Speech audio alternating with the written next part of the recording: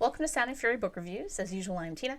Today I'm doing a book review of Repetition by Vigdis Hjorth. I apologize if I am saying that entirely wrong. Translated by Charlotte Barsland.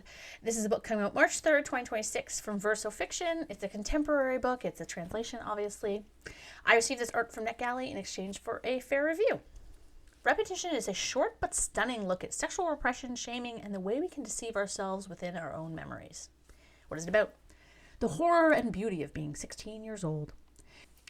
In a Norwegian November, when it is dark at waking and dark at sleeping, a novelist in her 60s sits next to a teenage girl at the opera, and through their padded jackets feels a dreadfully familiar tension conducted from the parents seated on her far side.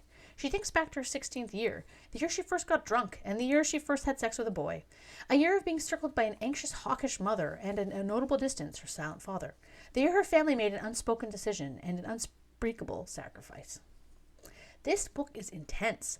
We have a young girl who is blossoming into her sexuality in upcoming adulthood, but every facet of this is treated by her mother as something to be scared and ashamed of.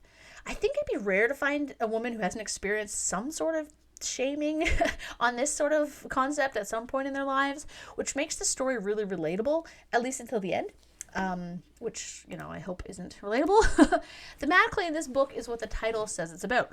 The repeated cycle of shame, which I already mentioned, that is passed down through generations, but also about how trauma repeats in our heads, about memory.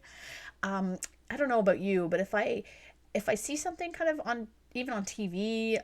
This happened a lot when I used to work in case law. I used to edit court cases, and I had to actually take myself off of criminal law because I would read these things and then I'd get this vicarious trauma, and they would just repeat in my head, and because I knew they were real, like they happened in my country, it was like I couldn't break this spiral cycle, and eventually I learned techniques to do that, but memory does that to you. There are moments of lightness in the book too. Actually, most of the book is not dark and heavy. Like, it's interesting. It's almost like being a teenager, is that you've got these interesting moments of new understandings or new beginnings and learning and stuff like that. But then you have these moments of tension and you have these moments of heaviness. And I think it was really well done. It's also, in terms of repetition, it also kind of shows how repetition in your life can be a form of comfort, of calm, of knowing that things are going to go the way they're always going to go. But the book is mainly about false memories and how people hide their fear and trauma even within themselves. How our own memories often can't be trusted, especially if we were young when things happen. Related to this, book very cleverly frames the story as a memory. Most of the book is the flashback. Memories of an older woman in her 60s that she had of her life as a teenager in the 1970s. She absolutely nails what it feels like to be a girl at that age, the tightrope walk of wanting to be older and to rebel, while also wanting to be a good daughter. The tension the girl felt within herself was excellent. And her longing and her frustration and the repetitive yearning.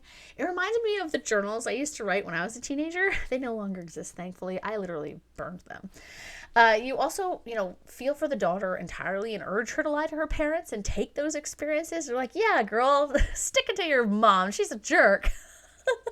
Yet the tension that she experiences when she comes back after an evening of sneaking out, we experience that fear that she has of getting caught. She's on this high of having broken away from her parents and done something she's not supposed to do, but then she comes back and she has to deal with the consequences. And I think we've all kind of went through something like that, either to a greater or lesser extent. And the book does such a great job of capturing that. And then there's this other tension that with the mother that you're like, why is her mother so nuts? Why is she so obsessed with this? And I just kind of chalked it up to the time period. But then there's a reveal that shows that there is a bit more reason for why she acts the way she does. And you're like, oh, this changes most of the book. It's really good. This book is fascinating. I really recommend that if you do read it, to really take your time with, at least near the end, and take your time in the present scenes, because they really explain what's happening in the past. For a short book, there are times when it drags a little bit and it's almost too repetitive. I know that's the theme of the book, obviously, but there were times when I was like, do we need this part? I don't know. But I guess that's kind of what life is like. Sometimes it's just the same thing over and over for a couple weeks and then something crazy happens. Overall, though, I thought this book was extremely interesting and really fascinating, and a really interesting look at memory and how we can convince ourselves of something or hide something from ourselves. Highly recommended. Highly recommended. So thank you so much to the publisher for the e-arc. I really appreciated it. Also, the cover is so interesting. Thanks.